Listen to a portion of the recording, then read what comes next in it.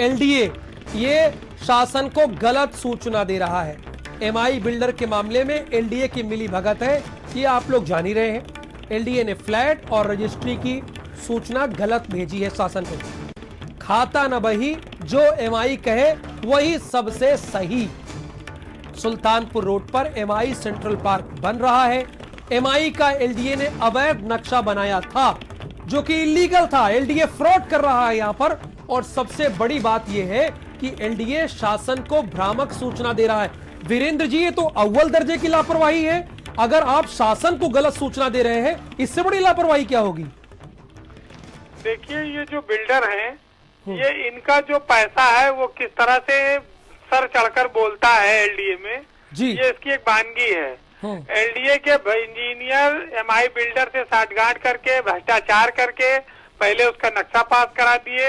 अब जो डीपी बुद्धि राजा है, जो बीजेपी नेता के पुत्र हैं, उनकी शिकायत हुई तो उस पर जो जांच हो रही है उसमें सरकार को ये भ्रामक सूचना, गलत सूचना भेज रहे हैं। आज एलडीए ने जो सूचना भेजी है उसके अनुसार कि 50 फ्लैट बिक्री हो चुकी है, रजिस्ट्री हो चुकी है, जबकि रजिस्ट्री विभाग के साइट पर मात्र 11 फ्लैट की बिक्री दर्ज है।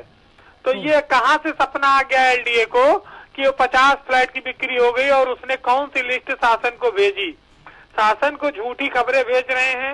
ये कह रहे हैं कि 450 फ्लैट अनुबंध हो चुका है, उसकी कोई लिस्ट नहीं भेजते हैं, सिर्फ संख्या बल दे देते हैं। तो एलडीए के इंजीनियर किस तरह से नियम कानून को ताक पर रखकर सरकार को गुमराह कर रहे हैं, ये सबके सामने है। और जिस तरह से समाजवादी सरकार में कादिर बिल्डर ने लोगों की जमीनों पर कब्जा किया जबरदस्ती बंदूक के दम पर, बीजेपी सरकार उनके साथ इंसाफ नहीं कर पा रही है।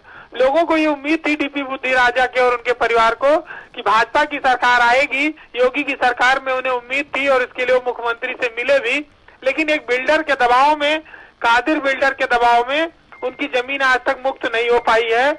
और एलडीए के सारे अधिकारी कादिर बिल्डर से मिले हुए हैं और वो को बचाने में लगे हैं। जी, बहुत शुक्रिया जानकारी के लिए आपका। तो ये आपको क्लियर हो गया होगा कि एलडीए ऐसा क्यों कह रहा है, इतना स्नेह एमआई बिल्डर से क्यों उसका है, ये आपको क्लियर हो गई होगी। और जब इसकी जांच होगी तो दूर तलक बात जाएगी।